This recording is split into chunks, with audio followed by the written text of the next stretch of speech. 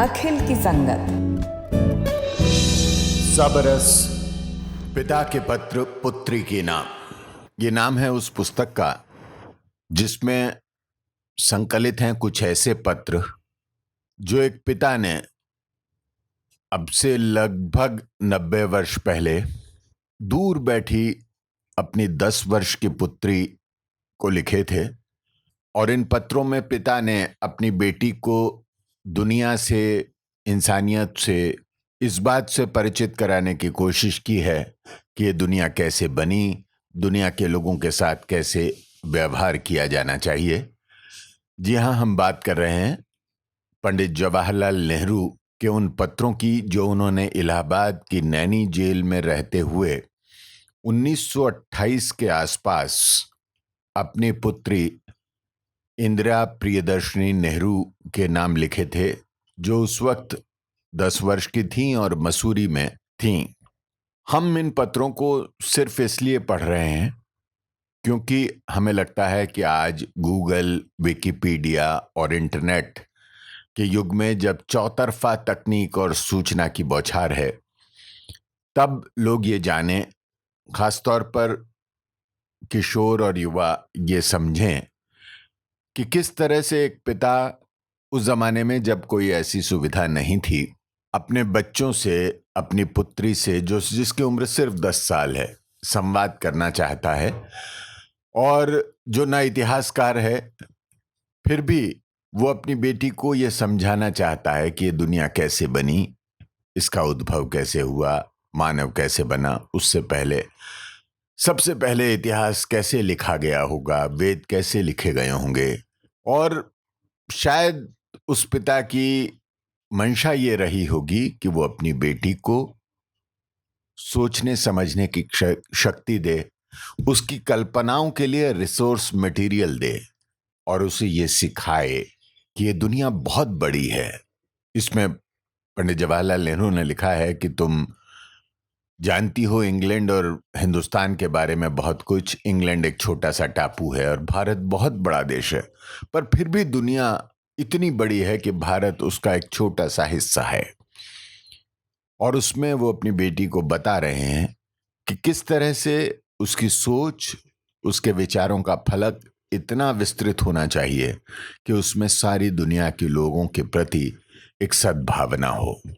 तो हमें लगा कि इन पत्रों को पढ़ा जाए और एक बार फिर उस दृष्टि को समझा जाए जो एक पिता अपनी पुत्री को देना चाहता है। अब तक के पत्रों में जमीन, जानदार चीजों, जानवरों, इंसानों की उत्पत्ति, फिर मानव के विकास की गाथा, पाषाण युग, नव पाषाण युग, मानव के हथियार बनाने, खेती करने के तरीके, फिर उसके बाद समुदायों का गठन, मानव कैसे समुदायों में रहने लगा, और फिर उन समुदायों में, उन कबीलों में क्यों मुखिया की जरूरत पड़ी, किसी एक तजुर्बेकार व्यक्ति को क्यों उस समुदाय ने अपना नेता या प्रमुख चुना, फिर वो मुखिया कैसे वंशवादी हो गया, कैसे एक मुखिया का बेटा, भाई या रिश्तेदार ही मुखिया कबीले का बनने लगा, जबकि शुरू में बात ये थी कि जो सबसे ज्यादा बुद्धिमान, तजुर्बेकार और शक्तिशाली होगा वही मुखिया बनेगा। और फिर देखते देखते ये मुखिया कैसे राजा बन गया। जो समाज की संपत्ति, सामूहिक संपत्ति थी, वो राजा की संपत्ति हो गई और बाकी सब लोग प्रजा हो गए। और फिर वो राजा अभिमानी हो गया, किस तरह से निरंकुश हो गया। इस सारी गाथा के बाद सिलसिला शुरू हुआ शहरों और सभ्यताओं का, कि मानव कैसे नदियों के किनारे बसने लगा, खेती करने लगा, और घाटियों और पहाड़ों का क्या महत्व उसके जीवन में रह गया।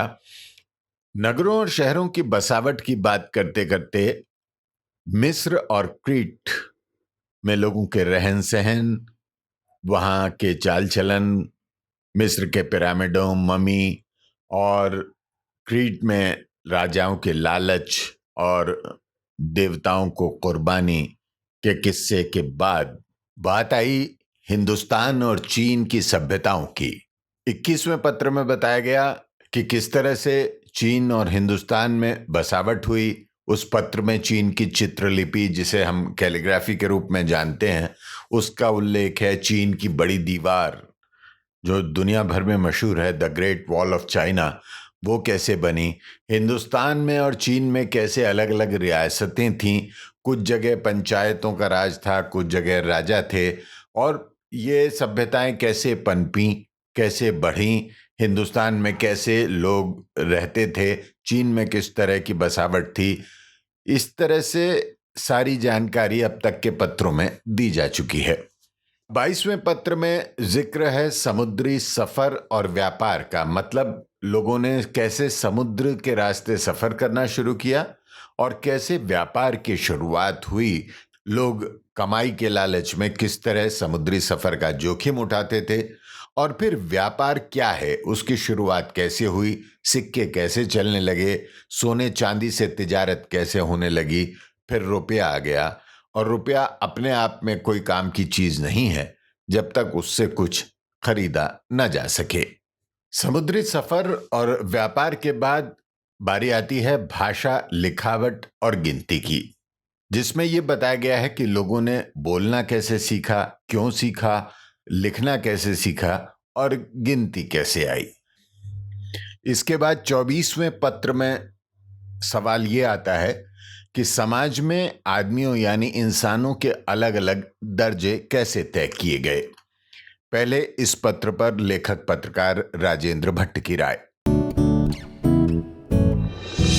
हम इतिहास में अक्सर राजाओं और उनकी लड़ाइयों के किस्से पढ़ते हैं, लेकिन इतिहास महज इन्हीं लोगों का किस्सा तो नहीं है। इतिहास को तो समाज के आम लोगों के जीवन का हाल भी बताना चाहिए, उनके सुख दुख, उनके संघर्षों के बारे में भी बताना चाहिए, ताकि वैसे ही हालात होने पर हम क्या करें इसकी हमें दृष्टि मिले। महापुरुषों के जीवन से भी हम सीखते हैं, लेकिन हमें पुराने दिनों में बने लोगों के अनेक समूहों के बारे में भी इतिहास से जानना चाहिए। नेहरू जी 24वें पत्र में कहते हैं कि अब तक हम इतिहास के प्रारंभ के बारे में बात कर रहे हैं, लेकिन प्रारंभिक सभ्यताओं के बाद के इतिहास की पढ़ाई से पहले उन समाजों में अलग अलग तरीके के लोगों यानी वर्गों के बारे में जानना चाहिए। पुराने पत्रों की बातें ताज़ा करते हुए नेहरू याद दिलाते हैं कि कैसे सरदार, राजा और उनके आसपास के लोग पनपे, यानी खुद काम नहीं करने वाले और दूसरों से काम करवाने का प्रबंध करने वाले लोग। एक दूसरी महत्वपूर्ण बिरादरी थी देवस्थानों से जुड़े लोगों और पुजारियों की। एक और वर्ग पनपा और ये वर्ग था व्यापारियों यानी तरह तरह का सामान जुटाने, उसे बेचने और मुनाफा कमाने वालों का वर्ग। एक अन्य वर्ग था कारीगरों का, जुलाहे, बर्तन बनाने वाले, सुनार और तरह तरह की नक्काशी करने वाले लोग। ये अक्सर शहरों के पास रहते, पर इनमें कुछ गांवों में भी रहते थे। और अंत में किसान मजदूरों का वर्ग, जो खेत खलिहानों, कारखानों में काम करते और सारे समाज के लिए भोजन और ज़रूरी चीज़ें जुटाते। और इस तरह नेहरू जी नन्ही बच्ची को आसान शब्दों में वर्ग व्यवस्था और वर्ग चेतना का प्रारंभ और सार समझा देते हैं। इसी बुनियाद पर तो इतिहास, राजनीति विज्ञान और समाज शास्त्र की आगे की बड़ी पढ़ाई होगी और सही समझ बनेगी। आदमियों के अलग अलग दर्जे। लड़कों, लड़कियों और सयानों को भी इतिहास अक्सर एक अजीब ढंग से पढ़ाया जाता है। उन्हें राजाओं और दूसरे आदमियों के नाम और लड़ाइयों की तारीखें याद करनी पड़ती हैं। लेकिन दरअसल इतिहास लड़ाइयों का या थोड़े से राजाओं या सेनापतियों का नाम नहीं है। इतिहास का काम यह है कि हमें किसी मुल्क के आदमियों का हाल बतलाए कि वे किस तरह रहते थे, क्या करते थे और क्या सोचते थे। किस बात से उन्हें खुशी होती थी, किस बात से रंज होता था, उनके सामने क्या क्या कठिनाइयां आईं और उन लोगों ने कैसे उन पर काबू पाया। अगर हम इतिहास को इस तरीके से पढ़ें तो हमें उससे बहुत सी बातें मालूम होंगी। अगर उसी तरह की कोई कठिनाई या आफत हमारे सामने आए तो इतिहास के जानने से हम उस पर विजय पा सकते हैं। पुराने जमाने का हाल पढ़ने से हमें यह पता चल जाता है कि लोगों की हालत पहले से अच्छी है या खराब हुई है, उन्होंने कुछ तरक्की की है या नहीं।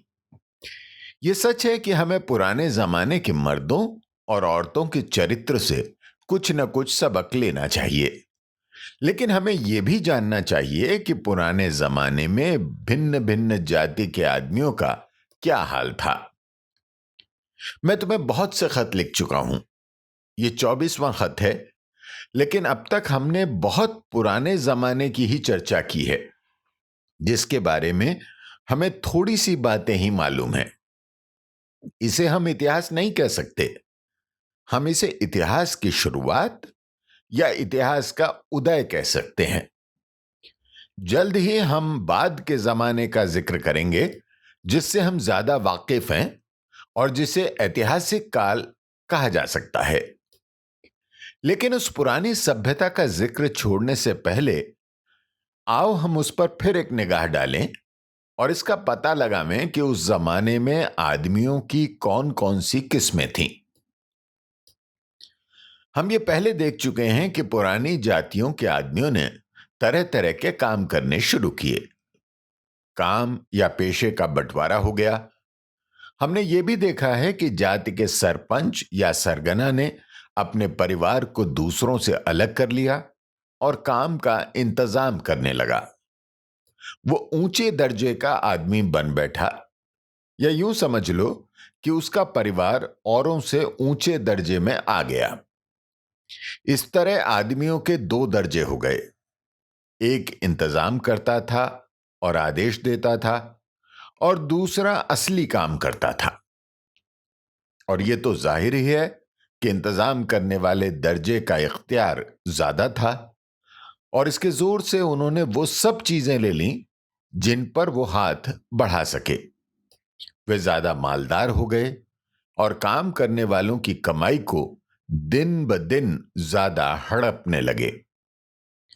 इस तरह ज्यों-ज्यों काम की बांट होती गई और दर्जे पैदा होते गए, राजा और उसका परिवार तो था ही, उसके दरबारी भी पैदा हो गए। वे मुल्क का इंतजाम करते थे और दुश्मनों से उसकी हिफाजत करते थे। वे आमतौर पर कोई दूसरा काम नहीं करते थे। मंदिरों के पुजारियों और नौकरों का एक दूसरा दर्जा था। उस जमाने में इन लोगों का बहुत रौब-दाब था और हम उनका जिक्र फिर आगे करेंगे। तीसरा दर्जा व्यापारियों का था। ये वे सौदागर लोग थे जो एक मुल्क का माल दूसरे मुल्क में ले जाते थे, माल खरीदते थे और बेचते थे और दुकानें खोलते थे। चौथा दर्जा कारीगरों का था, जो हर एक किस्म की चीजें बनाते थे, सूत काटते और कपड़े बुनते थे, मिट्टी के बर्तन बनाते थे, पीतल के बर्तन गढ़ते थे, सोने और हाथी दांत की चीजें बनाते थे और बहुत से और काम करते थे। ये लोग अक्सर शहरों में या शहरों के नजदीक रहते थे, लेकिन बहुत से देहातों में भी बसे हुए थे। सबसे नीचा दर्जा उन किसानों और मजदूरों का था जो खेतों में या शहरों में काम करते थे। इस दर्जे में सबसे ज्यादा आदमी थे और सभी दर्जों के लोग उन्हीं पर दांत लगाए रहते थे और उनसे कुछ न कुछ ऐंठते रहते थे। तो इस 24वें पत्र में पंडित जवाहरलाल नेहरू ने अपनी बेटी को यह बताने की कोशिश की है कि समाज में इंसान कैसे काम के हिसाब से और हैसियत के हिसाब से दर्जों में बंट गया।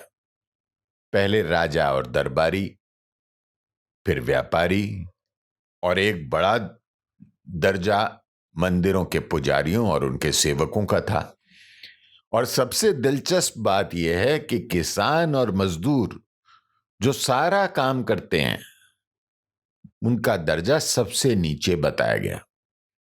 और दिलचस्प बात जो अंत में अंतिम पंक्ति इस पत्र की है कि सभी दर्जों के लोग उन्हीं पर दांत लगाए रहते थे और उनसे कुछ न कुछ ऐंठते रहते थे। और यह सिलसिला आज भी खत्म नहीं हुआ है किसानों और मजदूरों का ही तबका है जो सबसे ज्यादा दमित, शोषित और पीड़ित है। अब अगले 25वें पत्र में जिक्र होगा राजा, मंदिर और पुजारी, इन तीनों के बीच समाज में कैसे गठजोड़ बना। तो ये सिलसिला आगे जारी रहेगा। सुनते रहिए पिता के पत्र पुत्री के नाम। सब रस में नमस्कार। अखिल की संगत YouTube चैनल पर आप और भी बहुत कुछ सुन सकते हैं।